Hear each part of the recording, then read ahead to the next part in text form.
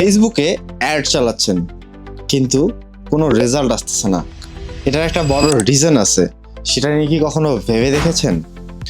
অনেকেই অ্যাড বানানোর সময় শুধু ডিজাইনে ফোকাস থাকে, মনে করে যে ডিজাইনটা পারফেক্ট হলেই বুঝি পাবলিক দেখবে।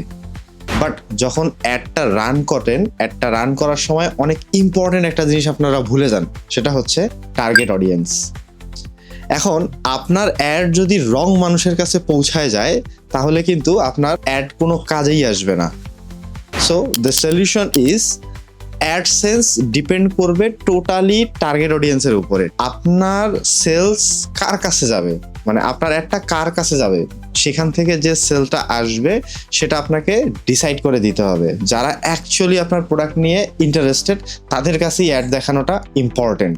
ধরুন একটা লাক্সারি ইন্টেরিয়র সার্ভিস যারা দিচ্ছে, এখন তাদের এই যে অ্যাডটা আছে, এটা যদি একটা স্কুল স্টুডেন্ট দেখে, এতে কিন্তু কোনো ভ্যালু অ্যাড হবে না, কোনো কনভার্সনও আসবে না। হয়তো লাইক আসতে পারে, ভিউজ আসতে পারে, কিন্তু ক্লায়েন্ট কখনো আসবে না, কারণ একটা স্কুলের স্টুডেন্ট ডেফিনেটলি ইন্টেরিয়রের ক্লায়েন্ট হবে না। সো ব্যাড সবসময় অ্যাড হয় না। টার্গেট অডিয়েন্স যদি আপনার ঠিক না থাকে, তাহলে বুস্ট কিন্তু ঠিক মতো কাজে দেবে না।